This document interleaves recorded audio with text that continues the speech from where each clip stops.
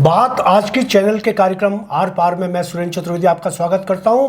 जैसा आपको मालूम है कि इस कार्यक्रम के अंदर मैं किसी मुद्दे पर आप लोगों को से रूबरू होता हूं और आपको मेरी चिंताओं से वाकिफ करवाता हूं। आज मेरी चिंता है कि क्या कांग्रेस जीता हुआ चुनाव भाजपा के पत्तल में परोसने जा रही है।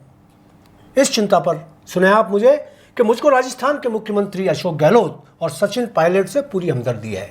गहलोत से इसलिए कि वह सचिन को चुनाव में कुर्बान करने के चक्कर में खुद कुर्बान हो जाएंगे, तो सचिन से इसलिए कि वह हलाल पीकर शिव शंकर की राह पर चल निकले हैं।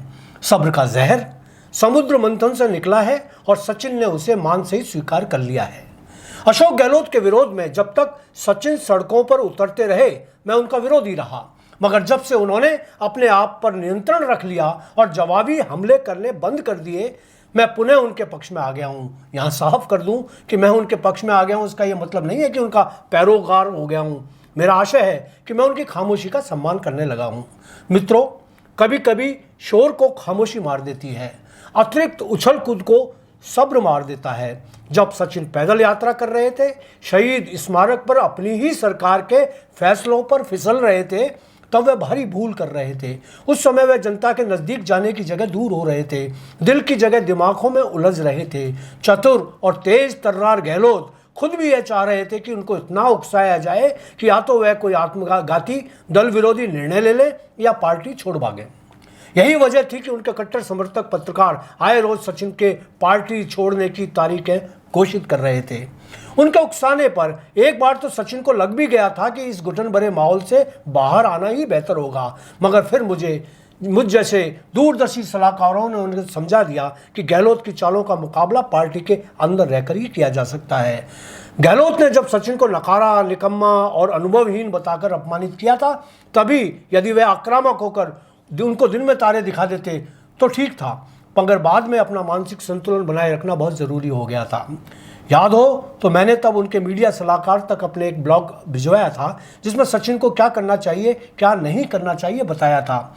यह बात सही है कि यदि चुनाव से 4 महीने पहले उनको मुख्यमंत्री बना भी दिया जाता तो वह कौन सा तीर मार लेते, कौन सी चमत्कारी योजनाएं लागू करवा देते कि कांग्रेस जीत जाती। चुनाव प्रबंधन के लिए आर्थिक प्रबंधन कैसे कर लेते और फिर ये सब हो भी जाता तो गहलोत उनको इतनी आसानी से चुनाव जीतने के दरवाजे खोलने थोड़ी देते।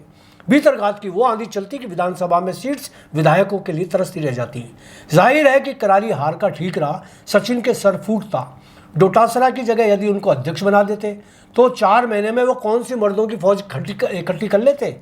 इससे तो बेहतर हुआ कि वह जुबान पर ताले लगाकर बैठ गए। अब उनके साथ जो कुछ किया जा रहा है वह जनता देख रही है, कार्यकर्ता देख रहे हैं, हाईकमान देख रहा है। सबकी सहानुभूति सचिन की तरफ होती जा रही है। निवाई में प्रियंका को सभा से कई चालबाज नेताओं के पैर ढीले पड़ेंगे। कल शाम को कोर कमेटी की बैठक में जब राहुल के कान, आंख और जुबान बने संगठन मंत्री वेणुगोपाल अपना तेवर दिखाएंगे तो उनका सकारात्मक असर होना तय है। यूं सचिन स्वयं भी मौजूद रहेंगे और बैठक में उनको जमकर बोलना पड़ेगा, खुलकर बल्लेबाजी करनी पड़ेगी, बाहर जाती बॉल पर सिक्सर भी लगाने होंगे। जहां तक अपने समर्थकों को टिकट दिलाने का सवाल है, मैं कहना चाहूँगा कि उनको इस मुद्दे पर सबसे ज़्यादा सावधानी रखनी पड़ेगी। उनके अपने ऐसे नेता जिनके जीतने की संभावना नहीं है या कम है, जैसे राकेश पारीक या और उन जैसे लोग, उन पर हाथ रखना या उनके लिए अड़ना सचिन के लिए आत्मघाती होगा। इस बार उनको नए सिरे से अपने 100% जीतने वालों को सामने लाना होगा। बाकी लोगों को एतबार दिलाना होगा कि सरकार बनने पर उनको सम्मान के साथ कहीं एडजस्ट कर दिया जाएगा। इस बार गहलोत भी बेशातिर अंदाज में समर्थकों की टिकट देंगे। यूं भी संख्या बल बनाए रखने के लिए उन्होंने मंत्रियों को जितना सर पर चढ़ाया, लूटने की छूट दी, नियंत्रण में नहीं रखा, उससे उनके मंत्रियों ने जनता में अपनी छवि मोहम्मद गजनवी जैसी बना ली है। इनसे शायद ही कोई जीतने लायक बचा हो। हाँ, धनबल, बाहुबल, जाति बल जरूर उनके साथ हो सकता है, पर इस बार यह काम आने वाला है नहीं। मेरा मानना है कि बेदाग सचिन यदि स्क्रीनिंग कमेटी के अधिकारों को ईमानदार चयन में इस्तेमाल करें तो उनका वर्चस्व लौटेगा। बड़ा दिल रखते हुए उनको गहलोत समर्थित दावेदारों को भी खुलकर समर्थन देना होगा ताकि चुनाव जीतने के बाद वह सभी उनका सम्मान करें। मित्रों, जो माहौल राज्य की कांग्रेस पार्टी में चल रहा है उसे देखते हुए तो कांग्रेस को भाजपा नहीं, कांग्रेस ही हरा देंगे। आज के माहौल में यदि बदलाव नहीं हुआ तो कांग्रेस पत्तल में रखकर जीत भाजपा को परोस देगी। टिकटों के लिए जिस तरह जूतम पेजार देखने को मिल रही है, मारपीट और मुकदमों की बाढ़ आई हुई है, गहलोत और सचिन के नाम पर जो गुटबाजी हो रही है वह अभूतपूर्व है। अजमेर में धर्मेंद्र राठौड़ और सचिन के समर्थक जिस तरह आरोपों की बौछार कर रहे हैं वह किसी से छिपा नहीं। भले ही राठौड़ वहां खुद को निर्दोष कहते रहे, मगर उनके अजमेर में जाजम बिछाने के बाद पूरी कांग्रेस दो हिस्सों में बट गई है। पूर्व मंत्री नसीम अख्तर, उनके पति इंसाफ अली व उनके पुत्र पर सुनियोजित मुकदमा दर्ज हुआ। नसीम सचिन समर्थक मानी जाती हैं। इसके बाद सचिन के समर्थक महेंद्र सिंह रणौता की बैठक में राठौड़ के समर्थकों को बिन बुलाए आने पर कूट दिया गया, मुकदमा दर्ज हुआ। यही नहीं, दावेदारी के समय कांग्रेसी नेता शिव कुमार बंसल के साथ राठौड़ के समर्थकों की मारपीट हो गई।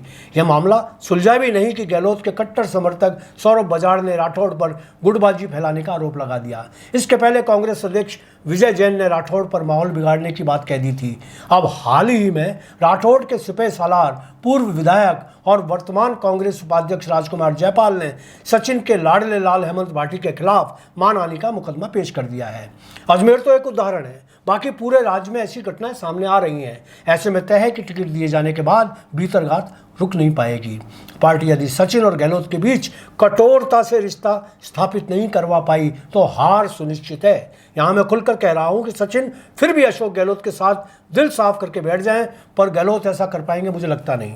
दोनों नेताओं को जीतने के लिए न केवल एक होना पड़ेगा बल्कि अपने चिलगोजों को भी अनुशासन का पाठ पढ़ाना होगा। क्या यह सब इतना आसान है? क्या हो पाएगा? अब आप ही बताएं। यदि आपको कार्यक्रम अच्छा लगा हो तो आप उसको लाइक, सब्सक्राइब और शेयर करें। कल फिर नए मुद्दे पर आपसे बात करूंगा। धन्यवाद।